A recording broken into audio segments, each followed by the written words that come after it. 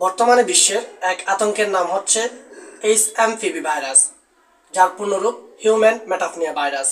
চীনের centre for disease control and prevention এর তথ্য মতে হিউম্যান মেটাপনিয়া ভাইরাস এটি একটি কোভিড-19 মতনই একটা আরএনএ ভাইরাস। আজকে আমি আপনাদেরকে বলবো এই ভাইরাসটি কিভাবে ছড়ায়, এর লক্ষণ কি এবং আমরা এটা কিভাবে প্রতিরোধ করতে পারবো। এইচএমপিভি ভাইরাসটি মূলত আক্রান্ত হয় মানুষের শ্বাসনালীতে গিয়ে।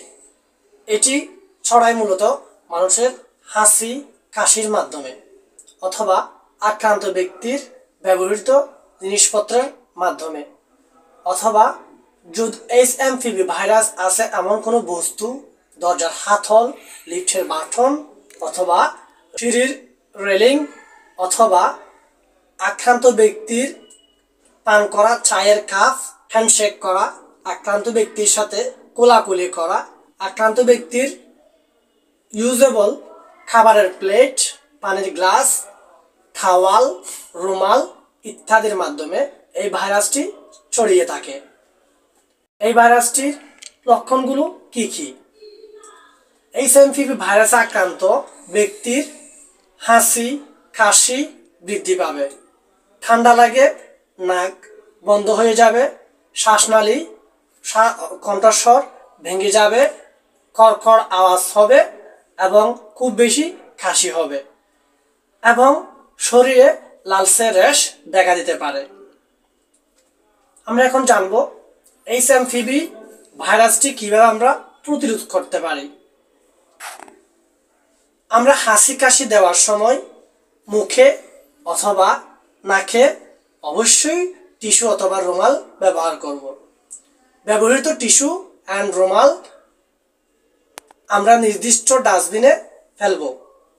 যদি আমাদের হাতের কাছে টিস্যু অথবা রুমাল না থাকে তাহলে আমরা হাতের কনুইকে বাজ করে হাতের কনুইয়ের মধ্যে আমরা হাঁচি কাশি দিব।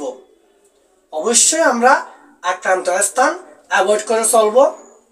আক্রান্ত রোগী আছে এমন জায়গা থেকে আমরা সবসময় নিজেদেরকে দূরে সরিয়ে রাখব। এইচএমপিভি ভাইরাস এটা আতঙ্কিত হওয়ার কিছু নেই। আমাদের বাংলাদেশে এই ভাইরাসটাই আজকে নতুন নয়। এটি একটি মৌসুমি ডিজিজের মতো একটা রোগ।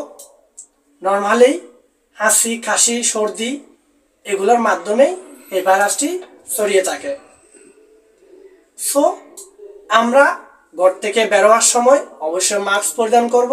হাঁচি কাশি দেওয়ার সময় অবশ্যই টিস্যু অ্যান্ড রুমাল অথবা হাতের কনুইয়ের বাজ ব্যবহার করব। ধন্যবাদ সবাইকে এতক্ষণ সাথে থাকার জন্য। ভিডিওটি যদি ভালো লেগে থাকে অবশ্যই চ্যানেলটি সাবস্ক্রাইব করবেন এবং শেয়ার করতে ভুলবেন না। Thank you everyone.